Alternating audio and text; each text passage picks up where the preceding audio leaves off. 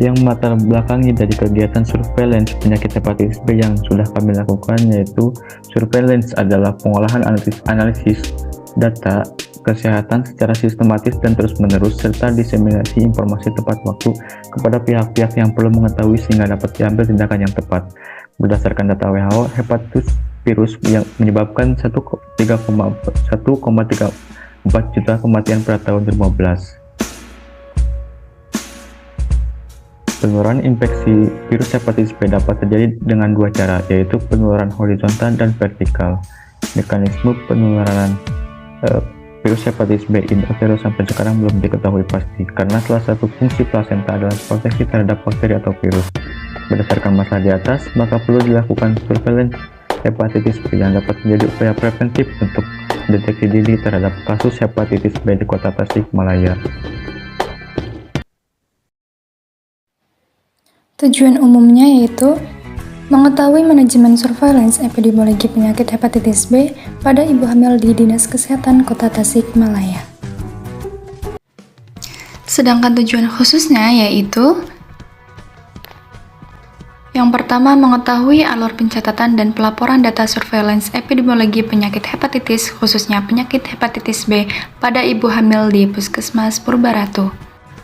Yang kedua, yaitu mengetahui formulir yang digunakan untuk penyakit hepatitis B pada ibu hamil di Puskesmas Purbaratu. Yang ketiga, yaitu mengetahui distribusi frekuensi penyakit hepatitis B pada ibu hamil di Puskesmas Purbaratu berdasarkan wilayah kerja tahun 2021 sampai 2022. Kemudian yang keempat, yaitu mengetahui distribusi frekuensi penyakit hepatitis B pada ibu hamil di Puskesmas Purbaratu menurut waktu tahun 2021 sampai 2022. Surveillance. Menurut WHO, surveillance adalah pengumpulan, pengolahan, analisis data kesehatan secara sistematis dan terus-menerus, serta diseminasi informasi tepat waktu kepada pihak-pihak yang perlu mengetahui sehingga dapat diambil tindakan yang tepat. Kemudian selanjutnya yaitu hepatitis. Hepatitis adalah penyakit yang menyebabkan peradangan pada hati karena toksin atau racun, seperti bahan kimia atau obat-obatan, ataupun agen penyebab infeksi seperti virus. Berdasarkan dari jenisnya, penyebab terjadinya hepatitis dibagi menjadi dua, yakni infeksi hepatitis dan non-infeksi. Hepatitis B adalah suatu sindrom klinis atau patologis yang ditandai oleh berbagai tingkat peradangan dan nekrosis pada hepar. Di virus hepatitis B, infeksi dapat berlangsung akut.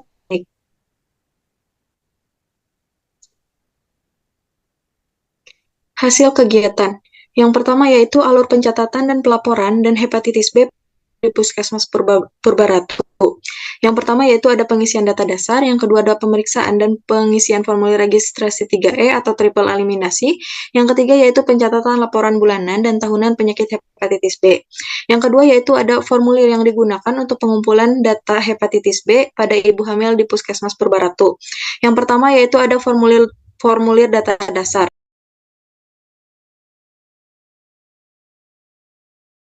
Yang kedua yaitu ada formulir registrasi ibu hamil yang melakukan triple eliminasi, yaitu HIV, sifilis, dan hepatitis.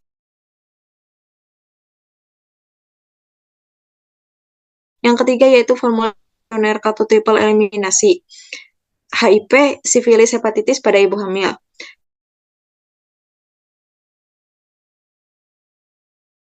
Yang ketiga yaitu ada distribusi frekuensi penyakit hepatitis B Puskesmas Purbaratu pada ibu hamil menurut wilayah tahun 2021 sampai 2022.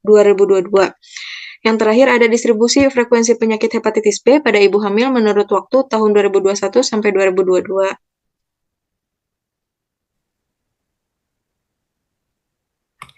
Berdasarkan data yang diperoleh dari tahun 2021 sampai 2022 mengenai distribusi frekuensi dari penyakit hepatitis B pada ibu hamil di Puskesmas Purbaratu, menurut sebarannya berdasarkan wilayah dapat dikatakan rendah, yaitu setiap desa tidak lebih dari 3 ibu hamil yang reaktif hepatitis B, bahkan ada desa di wilayah Purbaratu yang tidak memiliki ibu hamil reaktif hepatitis B, seperti Desa Sukajaya dan Singkup.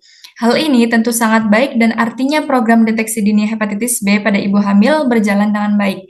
Namun, hal ini juga harus menjadi perhatian bagi puskesmas dan desa yang berada di wilayah Purbaratu. Karena jika ibu hamil reaktif hepatitis B, maka akan bertambah jumlah penderita hepatitis B, yaitu dari bayi yang dilahirkan oleh ibu penderita hepatitis itu sendiri.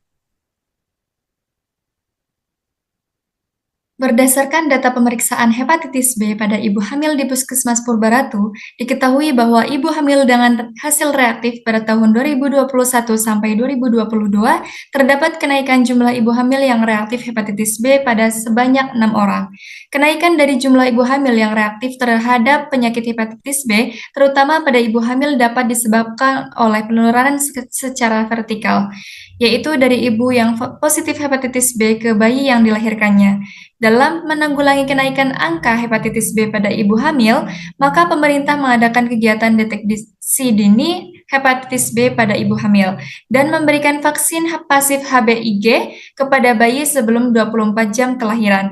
Oleh karena itu, maka jumlah ibu hamil yang reaktif terhadap hepatitis B dapat dicegah dan ditanggulangi sehingga terdapat penurunan kasus dari tahun ke tahun. Setelah melakukan surveillance terhadap kasus penyakit hepatitis B pada ibu hamil di wilayah kerja Puskesmas Purbaratu, dapat disimpulkan bahwa jumlah kasus penyakit hepatitis B pada ibu hamil meningkat secara signifikan pada tahun 2022 dibandingkan dengan tahun 2021. Pada tahun 2021, jumlah kasus penyakit hepatitis B pada ibu hamil diketahui bahwa ibu hamil dengan hasil reaktif pada tahun 2021 sebanyak 3 orang, yaitu 0,41% pada tahun 2022, yaitu sebanyak 6 orang. 2,18% diketahui bahwa ibu hamil dengan pemeriksaan reaktif terbanyak adalah dari wilayah kerja puskesmas, yaitu Desa Sukaasih sebanyak 3 orang, 50%, dan terdapat masing-masing 1 orang 17% dari Desa Sukamenak, Sukanegara, dan Purbaratu. Oleh karena itu, kami merekomendasikan agar pemerintah setempat meningkatkan program imunisasi hepatitis B untuk ibu hamil, terutama di wilayah-wilayah dengan prevalensi tinggi. Selanjutnya yaitu saran dari melakukan surveillance terhadap kasus penyakit hepatitis B, yaitu yang pertama itu meningkatkan cakupan imunisasi hepatitis B pada ibu hamil, menyediakan pemeriksaan hepatitis B secara rutin, meningkatkan akses terhadap fasilitas kesehatan, mengoptimalkan program edukasi kesehatan, dan mengadakan program surveillance berkala.